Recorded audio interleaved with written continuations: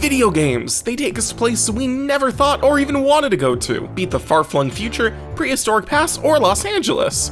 You know where I'd really like to go to? To feel like Cold War East Germany, of course. Wow, they really do make games for everyone. Papers, Please is a 2013 indie hit made by Lucas Pope in which you are no one, a nameless, faceless person tasked with being the new border-crossing agent after a job lottery. You must do increasingly difficult and intensive passport checks to bring glory to Arstotzka. Being the defender of the communist world begins easy. Day 1, it's as simple as green stamp your comrades, let the rest burn.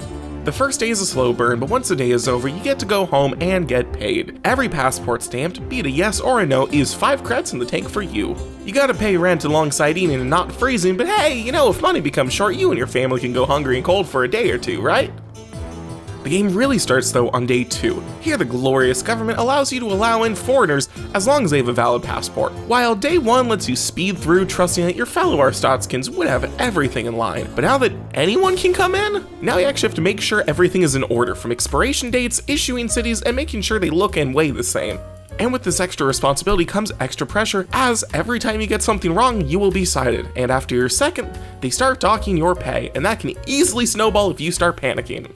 As the days go by, more and more gets added. Foreigners need special slips. No, not that one, the other one. No, not that one, the other one. Nationals need ID cards on top of their passports. Workers need this and that, and it gets to a point where you got like 5+ things on your desk, checking what you can with a little detective mode that lets you point out discrepancies. This is all as people's stories are being told in the background, be it refugees fleeing horrible conditions, people complaining about the booth, old George, a kind enough older drug smuggler, to terrorist attacks and a shadowy organization. And in all of this, you have your own little world, and how you play becomes a story of your own. How you play and the part you play, be it big or small, is what makes the game special to me. I generally think of myself as a decent enough person. I'll do my part to do right by people. In games with moral systems, I generally play a pretty straight-laced guy. But Papers, Please pushes these morals in a simple way. Being good hurts you. Plenty of people don't have the right documents. That isn't special. By the time you've reached one of the many endings, you've denied plenty of people for small stuff. But what about what they say? What if a woman doesn't have the right paperwork but needs to come in with her husband? Should you help them? Doing so can dock your pay and endanger your own family, but you want to be able to help people, right? Hell, in one case, I wanted to allow a woman without proper papers to see her loved one until my character remembered that he died in a terrorist attack days ago. Even when I try to do good, sometimes you can't.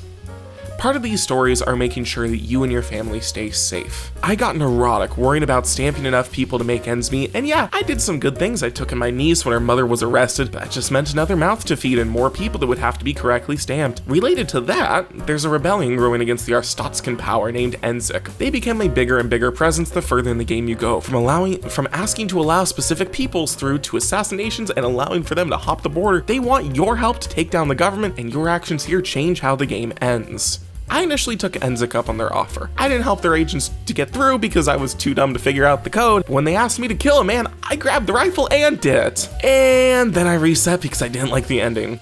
See, I made the ultimate sacrifice for a group that then immediately chickened out the second there's any heat on them. So fuck ethics, fuck Enzik, and let's try again.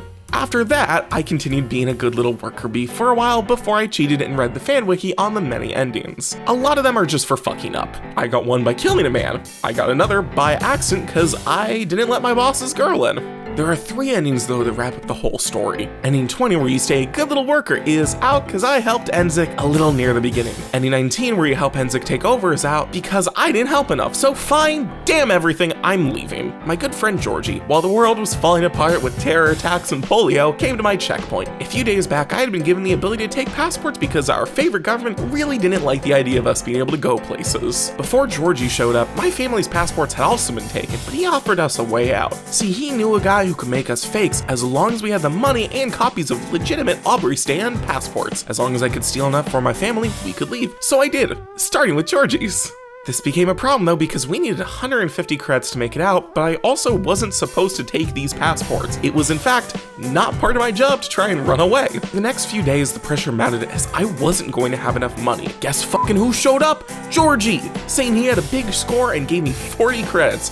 Enough with savings not just to leave with all of my family, but enough to eat that night too. My little virtual family made it across the Aubry border and we survived. My little story ended helping the few I could, but most importantly to me, saving me and my little digital family. Papers, Please is a good game, but you probably knew that tuning in. For a decade now, people have been singing its praises, and that is very much well-deserved. It's a very well-made game with a good, if mostly understated score, with great graphics using their limited power to still depict everything clearly. You can find it on damn near anything for damn near nothing. It's worth a try if you haven't already checked it out. Thank you for watching, and I hope you have a good day.